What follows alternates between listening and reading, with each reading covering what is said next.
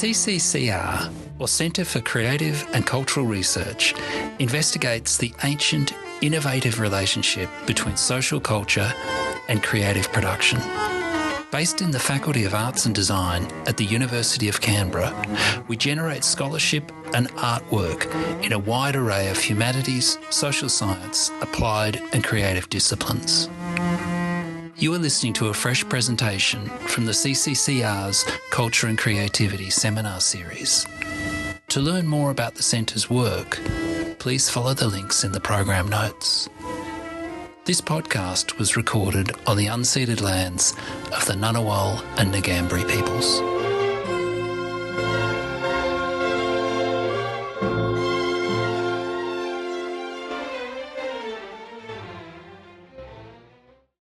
Okay, hi everybody. My name's Paul Magee. I'm the Director of the Centre for Creative and Cultural Research here in the Faculty of Arts and Design at the University of Canberra. I want to start by acknowledging that we are on the lands of the Ngunnawal and Ngambri people, to pay my respects to all Aboriginal people present and all Aboriginal people in the past as well, whose presence remains on this land. Just recently I learnt that word Canberra that we have actually derives from something more like Angbara. In other words, it would have started with the NG sound, Angbara. And it's kind of interesting to think of that when you think about, you know, the name of this place, that it is actually a really deeply Indigenous word. You know, most of our English words, not even in James Joyce, most of our English words don't start with NG, but that's where we are. Okay. Now, usually I would introduce the speaker at this point and then vacate the rostrum, but I'm actually the speaker today. So, you know, just to give a brief introduction to myself, my most recent book was titled Suddenness and the Composition of Poetic Thought. It was published in the Rowman and Littlefield Performance Philosophy series in 2022. And I have a book of poetry called Later Unearthed that will be published in April this year by Puncher and Watman. And like I said, I'm the director here of the Centre for Creative and Cultural Research. Okay, James Joyce's Finnegans Wake. Now, some of you will be familiar with this work. Many of you, I imagine, not. So I'm going to read a little bit of it just to open things up. Now, what you have to understand at this point in the book on page 474 is that a giant is asleep across about 2/3 of the length of Ireland. Okay? That giant is asleep, and them four horsemen on their apocalypse, Norrie, Soothbys, Yeats and Wilkes, are planning a mission to go out and see that giant. And shortly they're going to conduct a seance over his slumbering form across, you know, 3/4 of the length of Ireland there. So the passage I'm going to read has them arrive and they come upon his sleeping form. To lift them they did, senators four, by the first quaint skreek of the gloaming, and they hopped it up the mountainy molehill, traversing climbs of old times gone by, of the days not worth remembering, inventing some excuse-thems, any sort, having a 7-ply sweat of night blues moist upon them. Fifi, Fofo, Forchfa, Agala, Jishi, Palula, Uri Dimini. Afeared themselves were to wonder at the class of a crossroads puzzler he would likely be, length by breadth nonplussing his thickness, ells upon ells of him, making so many square yards of him, one half of him in Con's half, but the whole of him nevertheless in Owen Moore's 5/4. There would he lay till they would him descry, spancelled down upon a blossomy bed, at one foul stretch, amongst the daffydowndillies, the flowers of narcosis forfettering his footlights, a halo hedge of wild spuds hovering over him, epicures waltzing with garden fillers, Puritan shoots advancing to Arran chiefs, Fofo, the meteor pulp of him, the seamless rainbow peel, Agala, his belly void of nebulos, with his never-stopped navel, Palula, and his veins showing melanite phosphor, his cream to custard comet's hair, and his asteroid knuckles, ribs, and members. Uredimini, his electro-litiginous twisted entrails belt.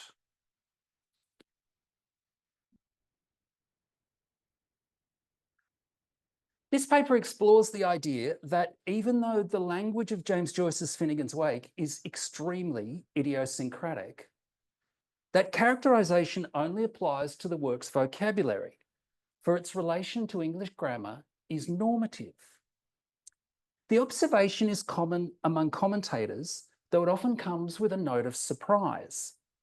In a 1964 issue of Centennial Review, F.G. Anseko wrote that, quote, "The amazing thing about the book is not how wild its syntax is, but on the contrary, how conservative it is, considering the oneric experiences Joyce wants to convey. There is no grammatical nihilism in Joyce." And Seko's comments echo, but seem not to have been influenced by Clive Hart's earlier and now well-known treatment of the matter. Beneath the massive superstructure of interwoven motifs, there is a fundamental syntactical clarity and simplicity. So much so, indeed, that compared with the radical literary experiments of the 1920s and 30s, Finnegans Wake is almost conventional in its style. Joyce makes no attempt to dispense with clause structure, as do Gertrude Stein, Eugene Jolis, or the Dadaists. Okay, so we have a tradition of commentators noticing that even though this book is renowned as one of the strangest and most experimental books ever written, these commentators are noticing that actually the syntax is quite normal. It's quite, standard from what you would expect from an English sentence. And just to clarify for anyone who's not across these sort of distinctions, syntax is a member of the broader category, which is grammar. So grammar is how you join the various words together in a language so as to convey meaning. The grammar articulates the relations of meaning between the words. Now, that can occur through the endings of the words, as in a language like German or Russian, for instance, where you change the ending on the word, the inflection, as it's known, to indicate the part of speech. So you'd be indicating by the ending on the noun whether it's doing the action in the sentence or whether the action's been done to it, and so forth. Syntax is part of that broader category of grammar, because syntax does indicate what word does what, but it does it through word order, right? And in English, our grammatical relations are predominantly conveyed through word order. So you'll hear me talk about syntax and grammar, and keep in mind, they're roughly the same thing. It's really about how the words join up. And what these commentators are saying is that in Finnegans Wake, as in this little, excerpt on the overhead, it's basically a standard English syntactic pattern, grammatical pattern more broadly. Now, there's many other commentators I could cite on this. And the broader point I want to make is there's something really fascinating here, because the book is renowned as being so experimental and strange and even revolutionary. Sorry, I want one more slide there. And you have people like Jacques Lacan, the famous French philosopher and psychoanalyst, making claims like this: Joyce wrote it in such a way that the English language no longer exists. So people are claiming this incredible subversive potential for this book, and that seems a little at odds with the fact that in many ways it does seem to be obeying many of the regularities, we might even say the rules of the language. Now, this paper will aim to show that Joyce's syntax is rather more complex and significant than traditional appeals to its underlying syntactical conservatism would suggest. And it will be brought a little bit closer to Lacan's position in the process. Exploring the Wake with this particular issue in mind will at the same time cast light on a number of key issues to do with this final work of Joyce's, including the relative ease with which readers can sight read so many of its passages, and also the distinct types of meaning. that it conveys. And just to put a little bit more of Finnegans Wake in the room, this is a book set in Ireland. You might hear Ireland in that through an Irish accent, but it's actually written on the page as Ireland. And that comes from this little string from the Wake. Subjected to the horrors of the premier terror of Ireland, perhaps. Okay. So to start the paper, Noam Chomsky argues that we will have an intuitive sense of how to perform a syntactically well-formed sentence, even if that sentence is complete nonsense. In other words, we'll know how to perform that sentence as if we mean it, even if we don't know what we mean. Okay? An example of that would be this string on the overhead. You might really grasp what that is getting at. I'm certainly not 100% across it. It's nonetheless easy to perform. Subjected to the horrors of the premier terror of Ireland. And you can probably hear a real cadence in that, perhaps. Yeah? If we make a comparison with the string that, that's my re-edition of Finnegans Wake down the bottom. And what we have there is to perhaps subjected of horrors Ireland, the of premier terror. See how all the music's been leached out of that? It is very hard to perform that in any musical way whatsoever. What I've done is removed all the syntactical clarity. Yeah.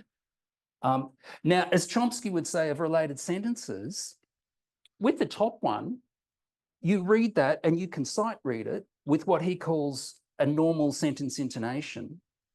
While with sentences like the second one, you read them with a falling intonation on each word. In fact, continuing that quote from Chomsky, with just the intonation pattern given to any sequence of unrelated words. I find this, analysis of Chomsky is really interesting because it suggests that the syntactical clarity of Finnegans Wake advances the work's function as a kind of musical score. Again, regardless of what it means, the fact that it holds together in the manner of typical English sentences means that you can actually sight read it and perform it. And all the music will come across regardless of whether you really understand it or not. One of the reasons I think this is an interesting way into the Wake is that it matches some of the evidence that comes from various of the translators Joyce worked with while he was still alive. He worked with an Italian translator, he worked with a pair of French translators. And all three of those individuals stated later that Joyce was much more interested in getting a musical effect in the target language than whether either the meaning was conveyed or whether the end result seemed overall meaningful or not. Yeah, he was far more interested in the musicality. And so we can start to think of this syntactical clarity along those lines. Yeah, it's for musical reasons. That's, part of what's going on. So I've been referring to a famous passage in Chomsky's 1957 text, Syntactic Structures.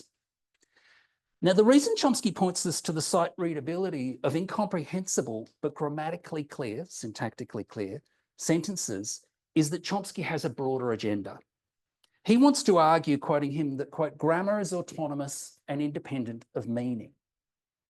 And the meaninglessness of grammar, syntax, is important to Chomsky.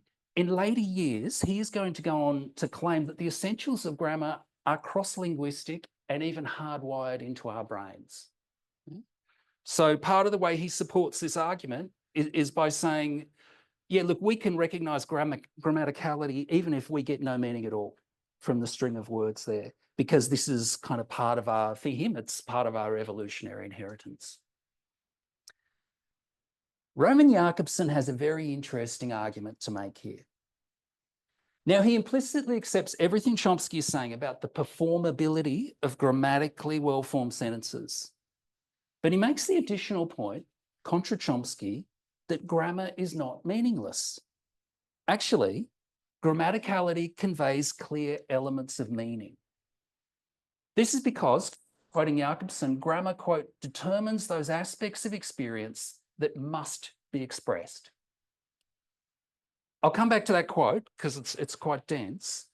And And as I do so, what I'll be doing is sketching the outlines of Jakobson's position, which is from a 1959 article entitled Boas's View of Grammatical Meaning. And as I start to sketch and unpack what Jakobson is saying, I think you'll see how illuminating his analysis is for our understanding of what's going on in this very strange last book of James Joyce's. And I think that argument will also illuminate a great deal about how we interface with strangely familiar language more generally. Yeah, there's really a lot of power in this analysis of Jakobson's, and I think it opens up some interesting ideas about our encounter with poetic texts as well. So what does it mean to say that grammar, quoting Jakobson, determines those aspects of experiences that must be expressed?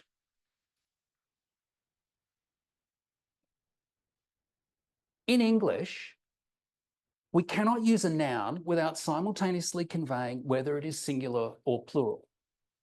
So if the word is car, we have to indicate car or cars. There's no way around that. We will be conveying that information when we use that word. When it comes to any fuller context, say when we get to the level of a phrase or a clause, we have to make clear whether we're referring to a definite car or a set of cars or even the general category of all cars or not. So for instance, we might have a sentence like, he likes the car, or it could be he likes the cars, he likes a car, he likes some cars, he likes cars. Number and definiteness are, quote, aspects of experience that must be expressed whenever you use a noun in an English clause. Now, you don't have to indicate any of these things when you use a noun in a clause in standard Chinese, Mandarin. You can convey them lexically, you can draw on other features of the language to convey those distinctions, but you don't have to make those distinctions clear in Mandarin. Okay, there are aspects of experience that don't have to be expressed, but in English they have to. If you're going to use a noun, you actually have to make clear singular or plural, definite, indefinite, general or not.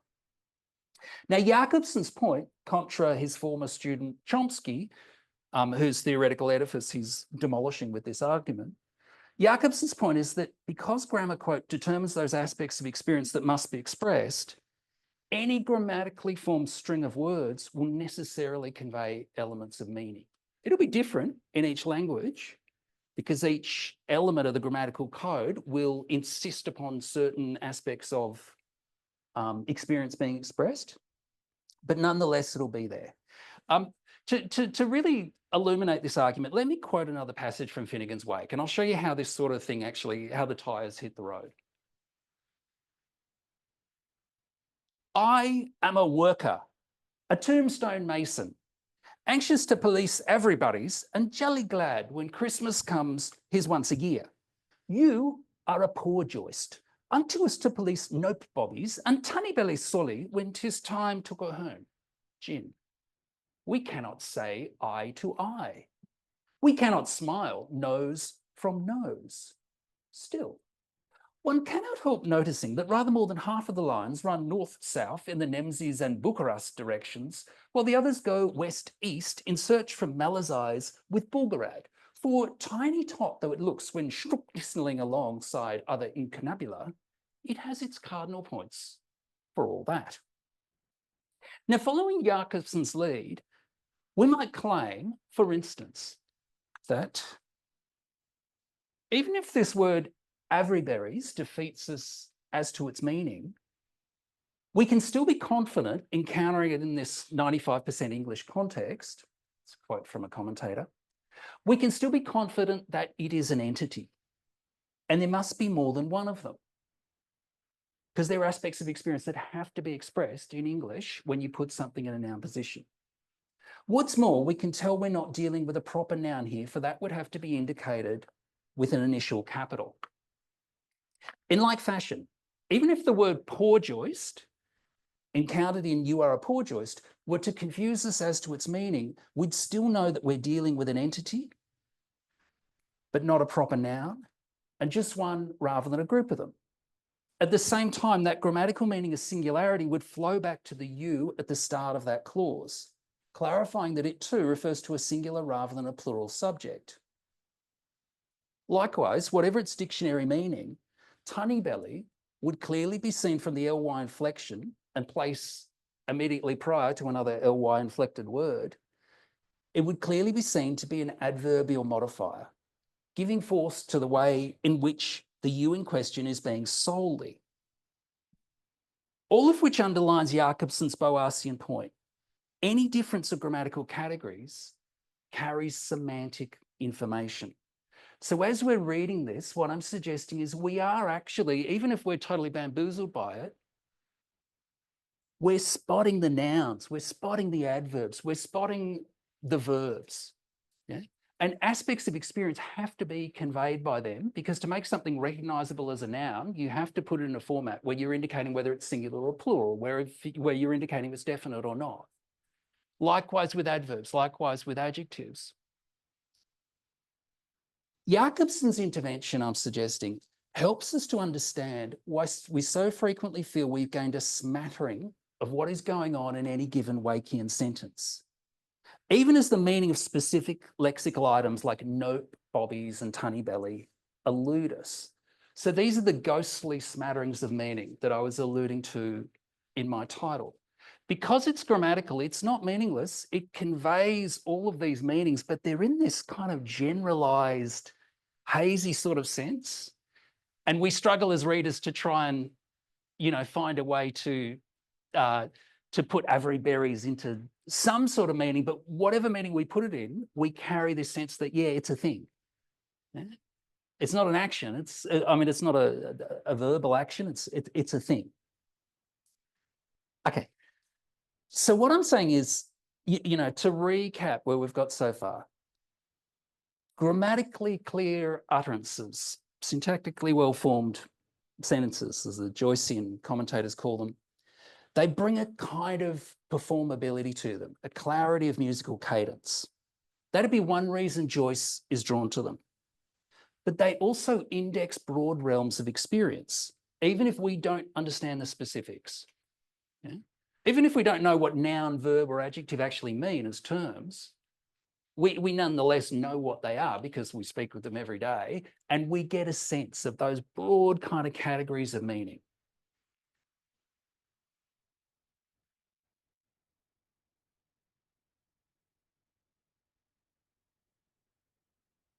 Now, what I want to suggest is that this kind of analysis, okay, it can provide a way into the wake, and it can help us to understand some of our enjoyment, if you do enjoy it, of this extraordinary, inscrutable text. But it can also open inroads into a whole lot of other literary and other forms of text. So, for instance, the Scroobius Pip went out one day when the grass was green and the sky was grey. Yeah, a bit of Edmund Lear. I have no idea what Scroobius is, yeah, but I can tell there's only one of them, because that information has to be conveyed when you use a noun phrase in English.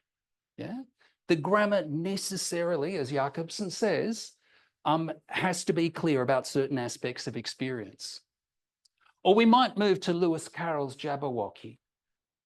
'Twas brillig and the slivy toves did gyre and gimble in the wabe, or mimsy were the borogoves, and the mome raffs outgrabe. Now, and I think, again, it should be clear the kind of point I'm trying to make. In some ways, I have to use a convoluted and technical language for it. But as you read Jabberwocky there, the first stanza, you get a very clear sense of what are the things, what are the description, the describing words, what are the verbs. In fact, you get a much clearer sense than when you're reading a totally comprehensible English sentence. Yeah? One of the kind of upshots of this sort of analysis would be to say that in a way, this pushes you much more towards almost a philosophical, analytical approach to the language, even as it's batshit crazy. For instance, 'twas brillig and the slithy tobe. So brillig and slithy are both functioning as adjectives there, but they're functioning as very different types of adjectives. 'Twas brillig is a predicative adjective along the lines of it was cold, it was hot, it was misty. Yeah. And that's probably the kind of frame of reference you will, whether consciously or not, be bringing to your interpretation of brillig. Whereas the slithy toves, that's an attributive adjective, yeah, which is like the beautiful day, the hot refrigerator, or whatever it's going to be. You know, we do grasp those patterns even if we don't know the technical terms for them. Yeah. Again, those sort of distinctions have to be expressed if this is to come across as normative English syntax and to carry all the musical advantages of that as well. In other words, meaningless verse like that is laced with meaning, but it's at this much hazier, broad, general sort. Now, to make an amblongus pie, this is a very useful recipe. From Leah's 3 receipts for domestic cookery, you just take 4 pounds or say 4.5 pounds of fresh amblonguses and you put them in a small pipkin. Now, again, amblongus, there's no dictionary that contains that word, but you can tell it's a noun and you can tell there's more than one of them. There is information that's being conveyed. So Jakobson's helping us to see all these nuances in what we think of as meaninglessness or nonsense. And I think he's also helping us to realize that when we read things, say in English, that we half understand, it's not that we come up to amblongus and it's just a black hole. It's rather we come to it and we're starting to get general categories. You know, to plonk that into. Like, for instance, it's probably a living thing.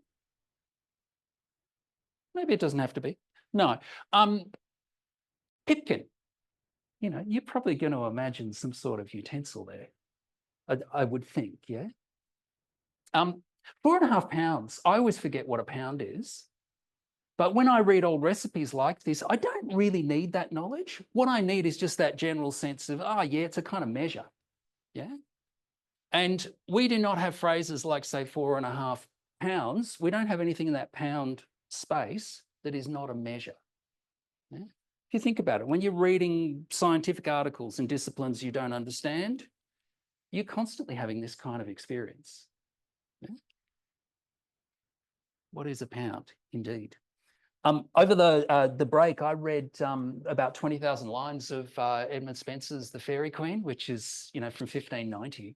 And it is full of inscrutable language. And I found myself reading it the way I would read Finnegans Wake. I was constantly coming up with words and just going, oh, basically it's a noun. You know, it's something to do with, it's a thing. It's not a verb. You know, you do that reading Shakespeare as well. Okay.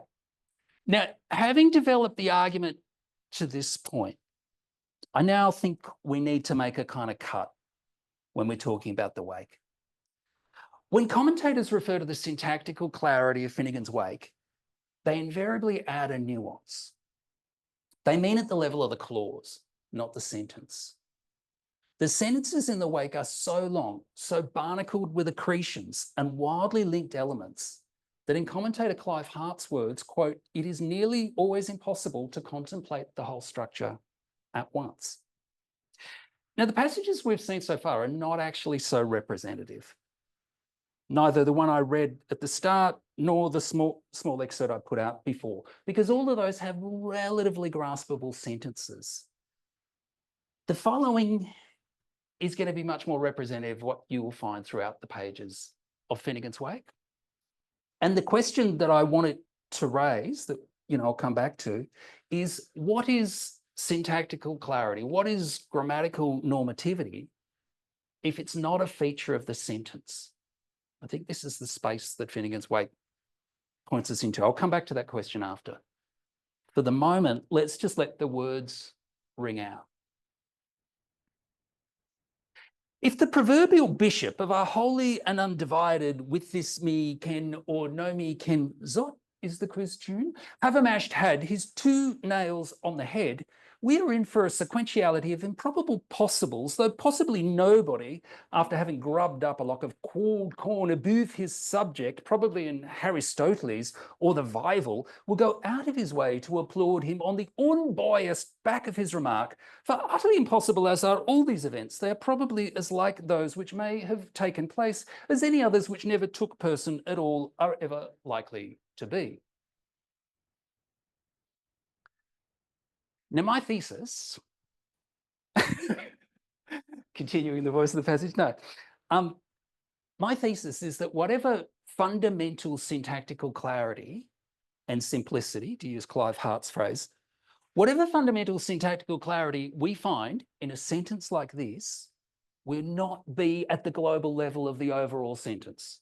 At that global level, it is like encountering a florid psychosis. It is impossible to parse. Rather, it will be an island affair, focused on short, impressionistically linked phrases. For instance, the proverbial bishop of our holy and undivided. Zod is the question. Had his 2 nails on the head. We are in for a, though possibly nobody, probably in Aristoteles or the Bible, will go out of his way. When we read it that way and focus just on these islands of performability and clarity, I think we see that that is really where the syntax and more broadly the grammar is normative. And this is a much more representative passage of Finnegans Wake than the ones I've shown you so far.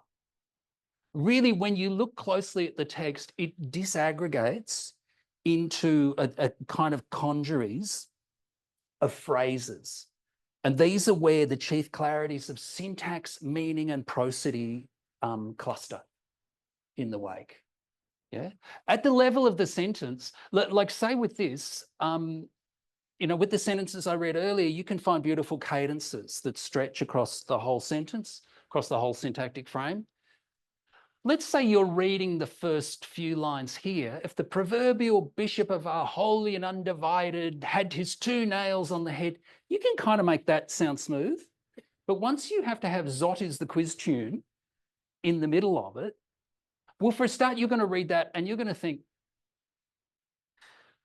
Zot is the quiz tune, question, or Zot is the quiz tune, statement. Yeah, you've got that confusion in your head as to whether you're going to give it a propositional intonation or a questioning intonation, because your pitch will go in a different direction in either case. And you're just getting bamboozled and losing your musical place. Yeah? And it happens again and again over any long sentence in the Wake, which is most of the sentences. So what I'm suggesting is that the language, I think disaggregate is a good word for it, into these kind of clusters of meaningfulness, which include performability. They go hand in hand. And the really fascinating thing here is that the features of syntactical clarity that we've explored so far pertain to these individual elements just as much, which is to say they're all more or less readily performable. And each of the things I've got in bold entail aspects of experience that must be expressed. To take this idea over from Jakobson's articulation of the meaningfulness of grammar. I'll focus in on one of them as a way of making this clearer. And by the way, this is just the ones that make sense to me. You know, someone else will come at this text and they'll find a different kind of set of, you know, clusterings of stuff where they think, oh yeah, that's kind of the language I speak, but I certainly don't speak like this at the overall level, I hope. Take this one, we are in for a. Yeah? We are in for a. You might schematically present that as X is am in for a Y. Yeah? Like we're in for a catastrophic time. We're in for a surprise. That's probably the most common, you know, version of this. You are in for a surprise. He is in for a surprise. They are in for a surprise, and so forth. This is a very common idiom, yeah, in the English language. Now, to use it felicitously, to use it in such a way that you'll be seen to be, let's say, a good native speaker, there are aspects of experience that must be expressed. You have to supply a subject. You can't say are in for a blah. You've got to have a subject there. You've got to have a doing person. You're also forced by the exigencies of the language to indicate that subject's number and definiteness, just like with any noun phrase. There's also a whole lot of things that have to be expressed about the back end of the phrase, where Joyce has the word sequentiality. I mean, you start to see this when you get the phrase wrong. Like, I'll give you some versions of it which would be regarded as infelicitous. We are in for a Putin. Yeah, it just doesn't quite sound right. It almost does, yeah? But this is where I think it gets really interesting, because we can imagine, let's say, a poetic use of language where you would do just that. You get into that it almost works space. And this is actually totally where this paper is heading. Yeah. But just for the moment, they are in for the fright. If I say that, again, it sounds like I'm not a native speaker. They are in for a fright. Yeah. The aspect of experience that has to be expressed by this idiom has to do with a indefinite quantity, an indefinite kind of event, yeah? Or an indefinite set of events. It can't be definite. It can't have the there. They are in for the surprise, yeah? Whereas they are in for a surprise sounds right. So again, that little idiom has a kind of mini grammar that pertains to it, because it indexes aspects of experience that have to be expressed. You are in for surprise. And it doesn't work with that general use of a noun. It has to be a surprise. These are, in Jakobson's terms, the aspects of experience that must be expressed. This little idiom requires an object that is either an indefinite event or an indefinite set of events. Those aspects of experience have to be expressed for the idiom to sound right. And for that reason, even if you're unsure of what a sequentiality means, you'll still get this ghostly sense of the kind of thing it must mean, because again, we're dealing with what is basically an element of grammar. Yeah? Grammarians don't usually include idioms in their ideas of what grammar is, what the rules of the language are. But if you start thinking like James Joyce, the regularity in your language, the rule-based aspect of it, is all clustered in idioms. So much more so than your standard, so-called standard English sentence. I'll show you another example. Let's go to, if the proverbial bishop hit the nail on the head, many people hear that idiom behind this one. Yeah. Obviously, we've got something a little bit more malformed, and I'll get back to that in a sec. But there is an idiom at the base, at least recognisable by some of us here, which is hit the nail on the head. And again, to consider this idiom, to take it in its standard form, gives us another example of how any idiom will function as a kind of mini grammar, a set of experiences that must be expressed. So hit the nail on the head requires a noun phrase as the subject. Therefore, you have to convey whether there's one or more of them, whether it's definite or indefinite. And that same subject must be either animate or involve some aspect of argument or design. There's very specific conditions for using that idiom. So for instance, if I say the sudden rain hit the nail on the head, doesn't sound right. Yeah. Canberra's population density hit the nail on the head.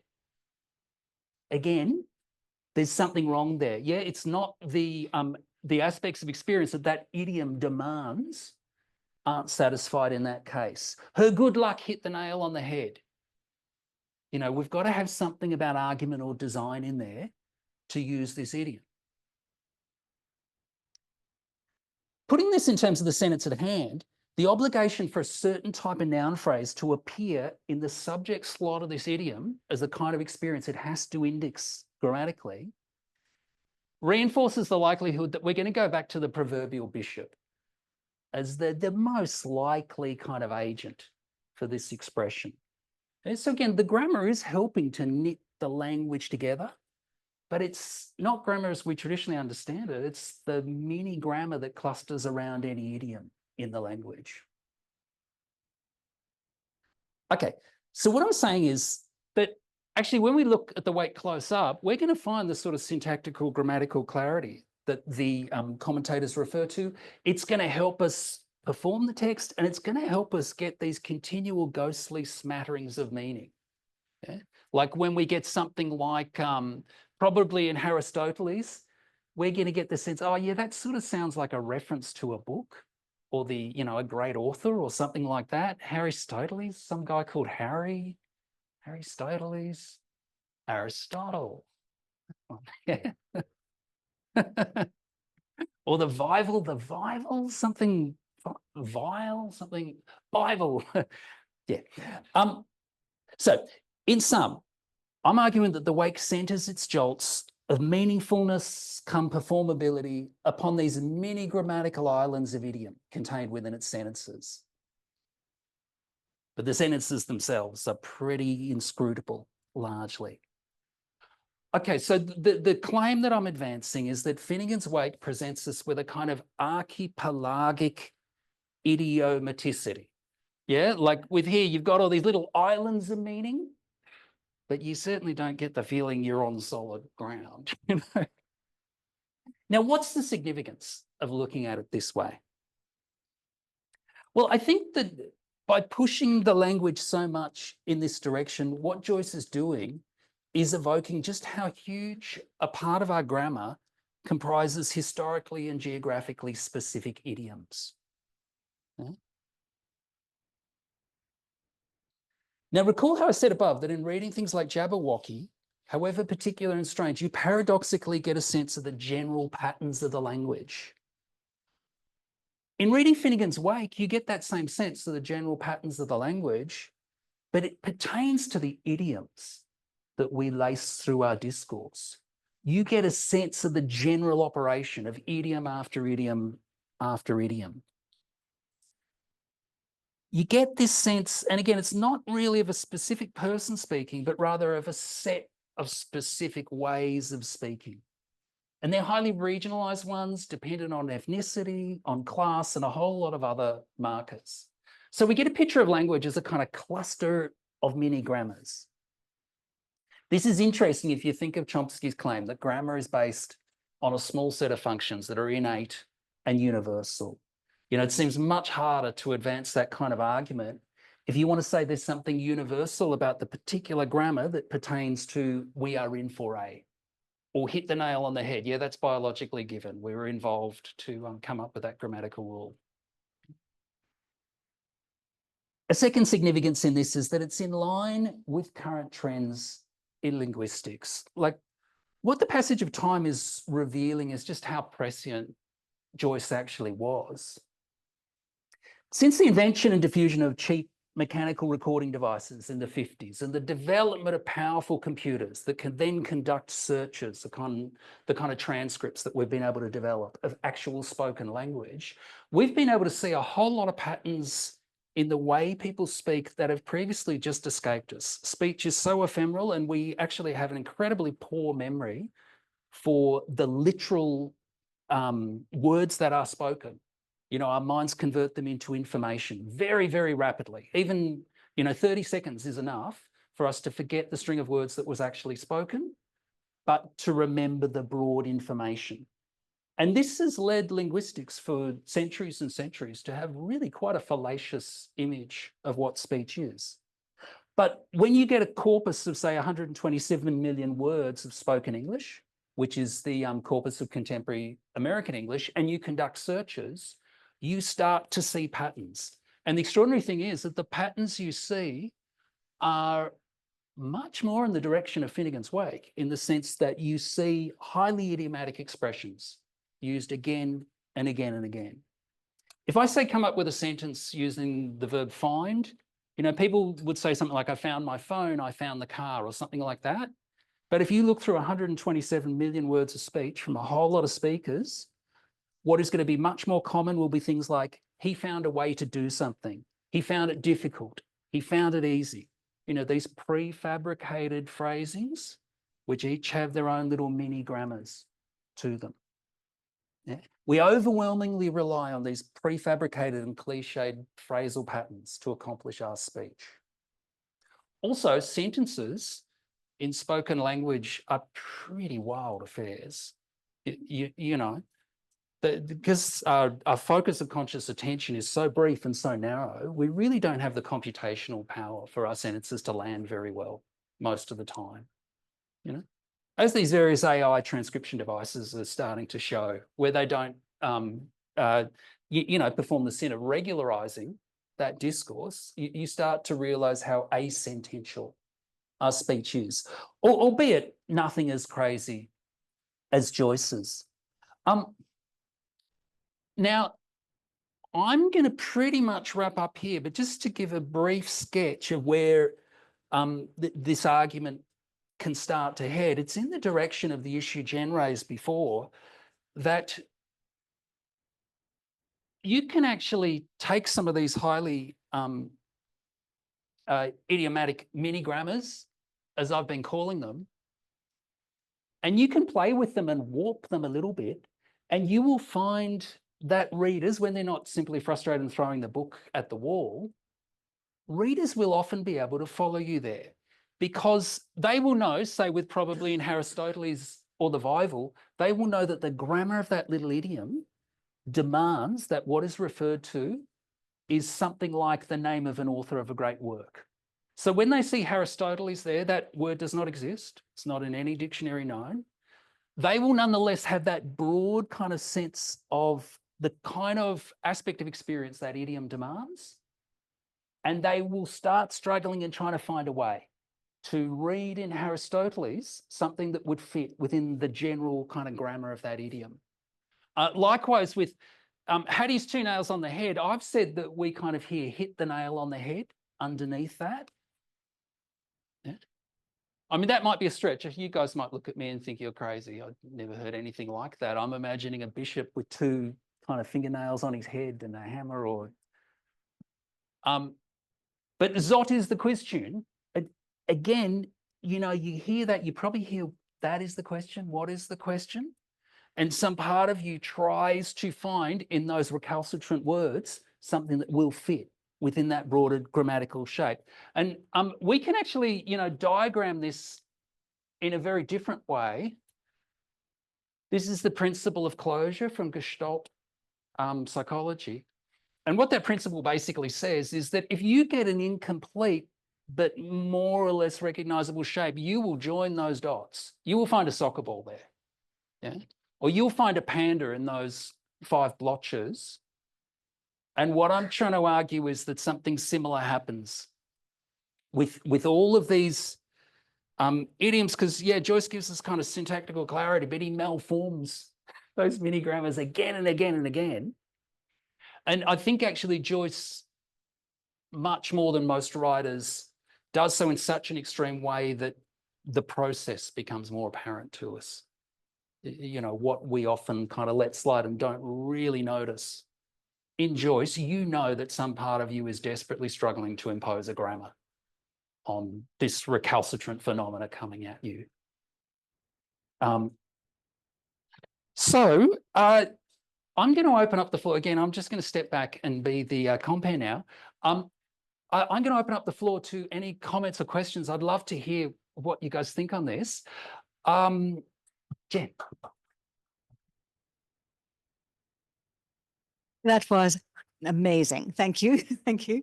What I was really interested in is, I love the idea of prefabricated chunks of language, the way in which we make meaning of things. But what interests me as much is that what this kind of work seems to call into question is what meaning is, and if meaning is. I mean, think of Chomsky's famous phrase, what is colorless green ideas sleep furiously. Yeah. Perfectly grammatical. Yeah. Perfectly syntactical. Doesn't make sense poetically. Doesn't need to make sense. So I'm wondering if by making those sentences so difficult, by using words that are so out of our way, and yes, underpinning them is anchoring them with these recognizable packages of idiom, is also reminding us that we don't have reality. That all we ever have is floating and drifting and a range of possibilities. Yes, I think that Joyce in particular does that. I mean, I think that it's a function of so much poetry to push us into that space where the poet is evoking a generalized way of speaking and then putting something, you know, like a little bit of grit, you know, to allow a pearl to form, using a word in an idiom that doesn't quite belong there. In some ways, it's pushing us towards new meanings. In other ways, it's getting us to realize that what we think of as a law-abiding phenomenon, speaking, is actually you know, not really so. It's open for infinite newness. And it also relies a hell of a lot on the regularizing acts of the listeners, you know, in any discussion. Yeah, does that kind of get at the terrain? Lovely direction. Yeah. Hi, Paul. That was mind-blowing and just fantastic. There's so many ideas that come out of that for me. That was absolutely extraordinary. A couple of thoughts. When you're talking about Lear, Edmund Lear, and so on, I immediately thought of Burgess and Nadsat in the Clockwork Orange, of his use of language, which has that syntactic feeling, and yet the vocab is throwing out all sorts of other signifiers for fun and for, you know, creating something. You sort of know what it means and you can look it up for an interpretation, but it works really well on that. The other point I just wanted your comment on is that I'm very interested in the role of memes, and I suspect meme has a lot to do with idiom, and I'm interested in the wider use of memes, particularly online, from a political point, and the unsettling nature of, and it's not just unsettling, it's also emotionally involved. So if I begin to something, or I feel like I understand it, I actually get an emotional payoff. So the idea of memes that I watch or see give me an emotional payoff in the same way as Joyce's language invites me to interpret. Any thoughts? Is there a wider perspective from your? Yeah, I think that opens up so much interesting stuff. I mean, look, to go to your first point, one of the things I was that just comes to mind immediately is how often in conversation, particularly as you get older and your hearing starts to fail, you don't understand everything the other person's saying, but you get the broad drift, as we say, and you kind of make it up and collude in this sense that there's actually 100%, you know, sender receiver communication that's gone on. And I think Joyce is definitely, you know, pushing us to realize that, just how much our striving to kind of impose grammar and regularity upon the world serves to paint over a fair bit of rust. But the idea about memes being in some way related to these processes is, I think, really productive. You know, and to take it back to idioms, idioms very often have a kind of emotive content, in the sense that you will only say something in a, you know, a particular context, and also the musicality that is involved will often carry emotion as well. You know, like if we say, oh, will you please stop saying that? Yeah, long, drawn out, kind of low pitch, like for nagging, you know, you want lots of double beats basically in prosodic terms to nag well. Yeah, but you know, so that kind of idiom will carry a kind of musicality, and the musicality will be totally indexed to emotion. But also, you know, the other thing I'd want to say though is, yeah, if we think of memes as having kind of mini grammars, as each carrying with them a kind of mini grammar, there's certain types of experiences that they can felicitously qualify. You know, you can use the meme in this kind of situation, but not that one. I think that, yeah, draws a real bridge, actually. It's a very interesting idea. Mike. Thanks, Paul. And can I say, probably on behalf of all of us, we're glad that you've survived the purge, and we're absolutely delighted to have you with us and for us for this year as well. Can I just put a couple of things that exploded in my head together? Firstly, there was an Italian philosopher called Gramsci who talked about cultural hegemony, where he talked about specific groups in society dictated what was appropriate with society, and we possibly see that now with our billionaires and stuff.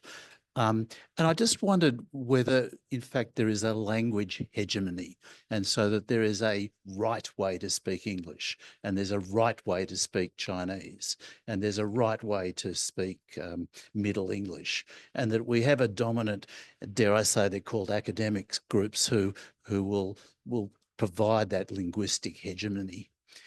And yet it's being looked at quite differently now. The concept of meaning is now being, let's say, scientifically analysed through, say, large language models. And in 2017, the seminal paper came out of Palo Alto, which talked about syntax and grammar don't matter. What matter is the relationship between the words and how they relate to each of them. And so the linguistic hegemony of grammar and syntax possibly falls aside, where if we want to have meaning, we actually have to have how different words are related to each other, rather than whether they're called adverbs or whether they're called Aristotelian or whatever else it is. And so I'm just wondering, that's seemingly where at this point in time we're going, where meaning in language is. But then the large language model people found out no one likes it. And they had to put musicality in there. And they put that musicality in there by a thing called temperature, by which they had to make random mistakes. They had to increase the number of random mistakes so it was palatable. So people could say, well, yeah, I know it's sort of wobbly, but that's sort of what he means. And it feels good. And it comes back to your emotional response stuff that we were talking about, and the musicality. So you can't read Middle English without singing it. And so I'm just wondering, and of course, I would never disagree with anything you say, but in the taxonomy of this system, is this just one of the sub-phyla rather than the main game? Yeah, look, this raises a whole new can of words too. I mean, because I think it's right. Those large language models, they work because they treat language as meaningless. You know, like fundamentally, like you say, once you ignore grammar, for instance, you're basically cutting out meaning. You know, like you can't really knit the elements together. You get two perhaps of subjected and so forth. I mean, and you're skeptical on that? Yeah. If you say they're ignoring me, they provide me. You get onto ChatGPT and they provide me to me. I know this.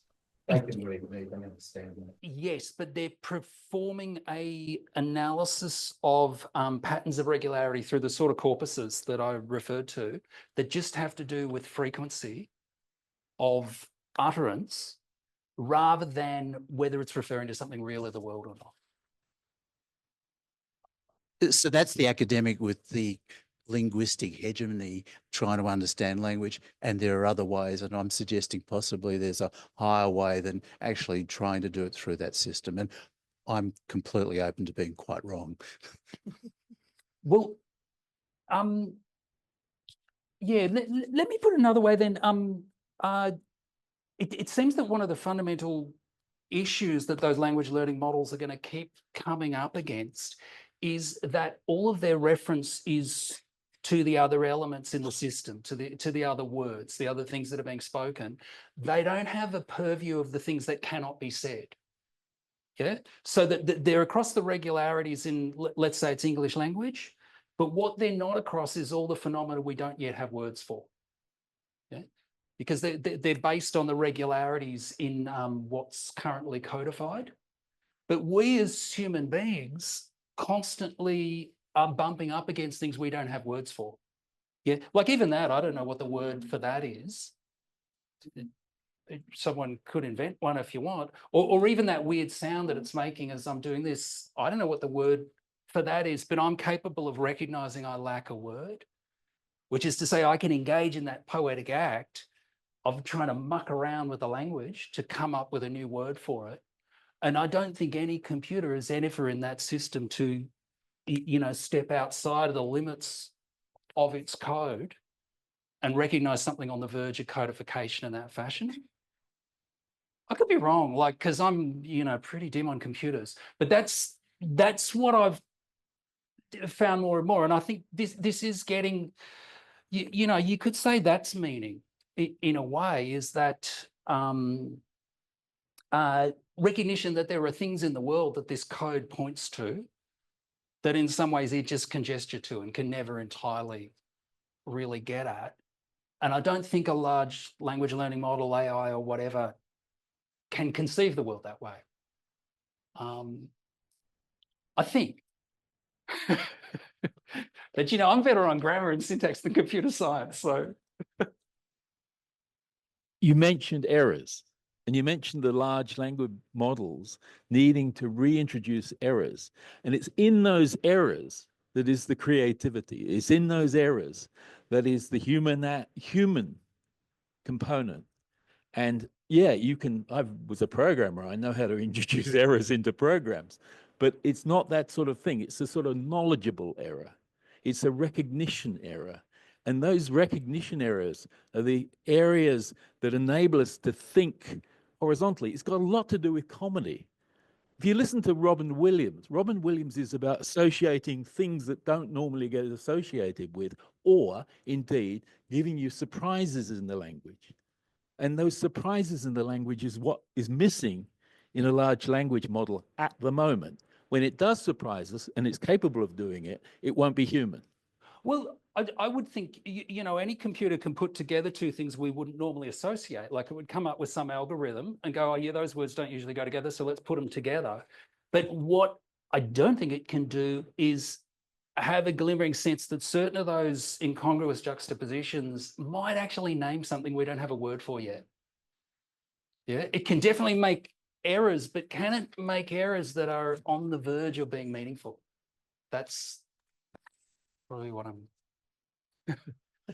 I just wanted, I asked Claude, which is from Claude Shannon, who's the father of the. It's named after Shannon. Claude Shannon. Oh, Yeah. I didn't realize that. Yeah. And so I just asked it to respond to your title today, and in the same thing. And this is what I came out with in terms of, so I asked it to,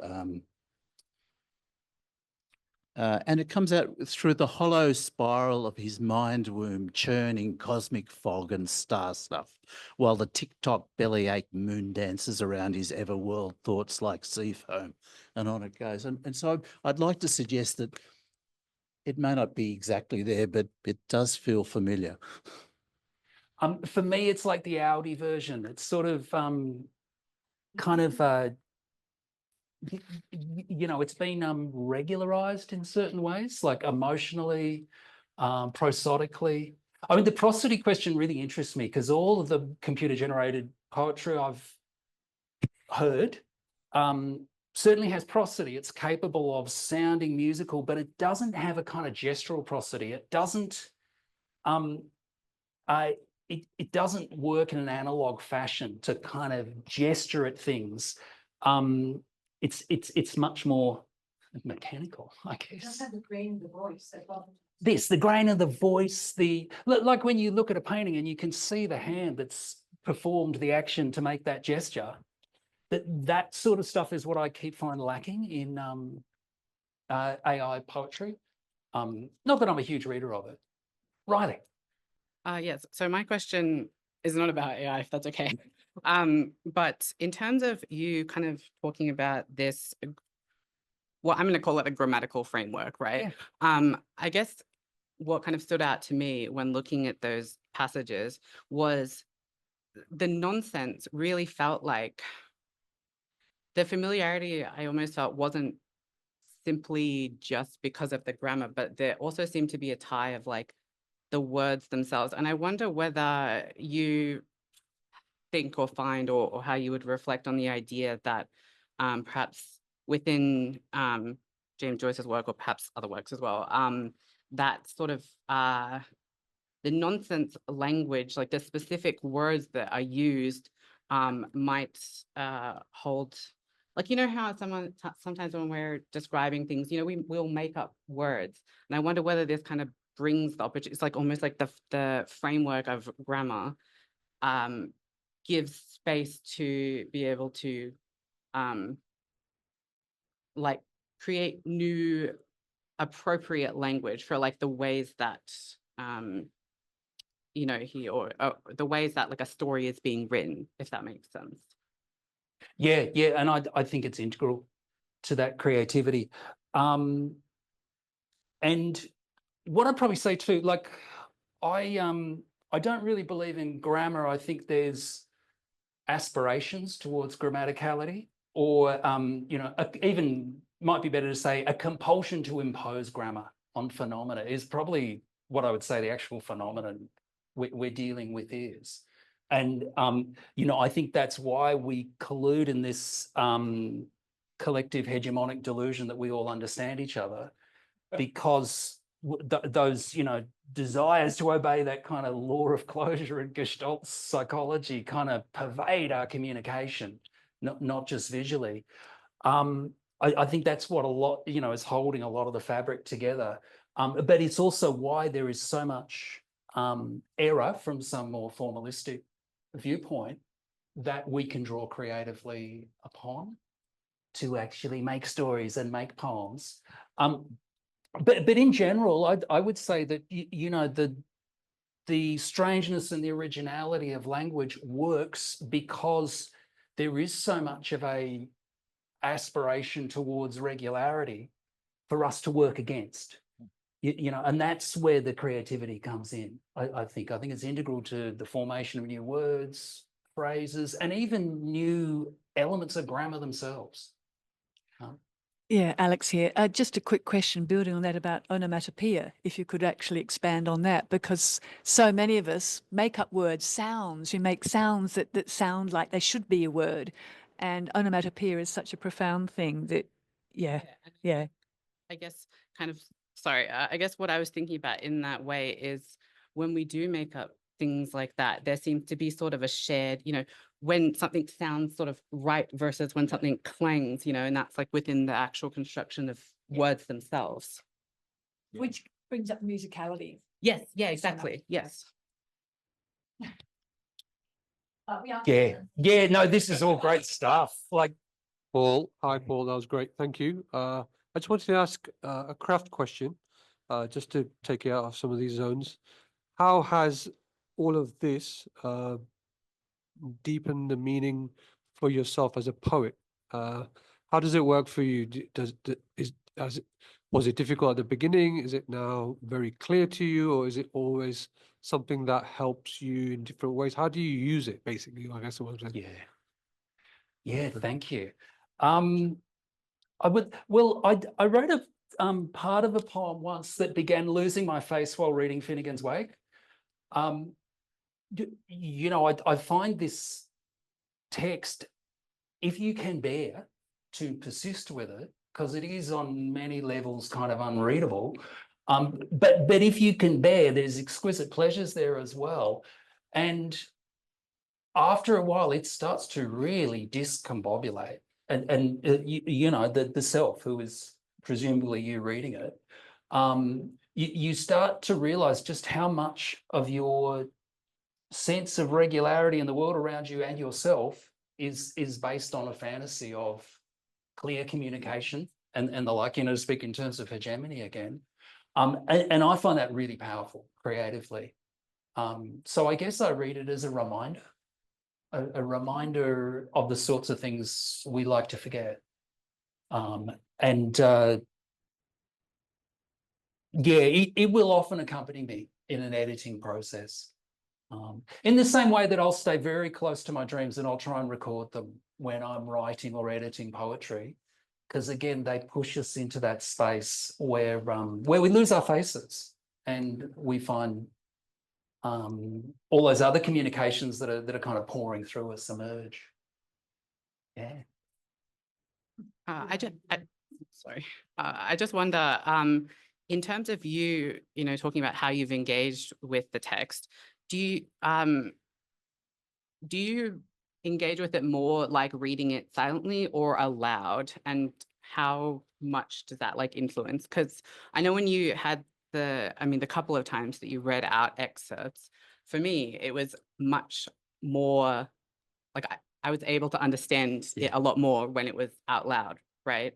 And you can see how, it reminded me of sentences such as I'm speaking now. I keep cutting myself off, right? I was like, ah, yes, there's a familiarity there to actual language, whereas I could see how it might be much more difficult to actually find a way in when you're only reading it silently. It does. My most enjoyable engagement with this text is to perform it. I mean, you know, in forums like this, or actually, a number of us have put on a lot of Finnegans Wake kind of celebrations in Canberra every year or two. There's a group of us who read the Wake every couple of weeks, which is another very enjoyable way to encounter this text. You do it with a group and you draw on your collective kind of responses, embarrassments, hilarities, and so forth, and it makes it infinitely more readable. It's super enjoyable to perform, but to perform it, you've got to kind of bow the score, as you know, the violinist would say. You've got to go through it beforehand and really work out where the pauses are going to be. Typically, you want to find sort of 5 to 6 word points of breakage where you're going to kind of pause, because that'll roughly convey the way meaning works in the text. Because if you try and read it just as coherent sentences, you know, it's not fun. But if you bow the score like that and even relineate it in, say, 5, 6, 7 word chunks, suddenly something starts to come out. You know, there's almost a kind of poetic lineation implicit within it.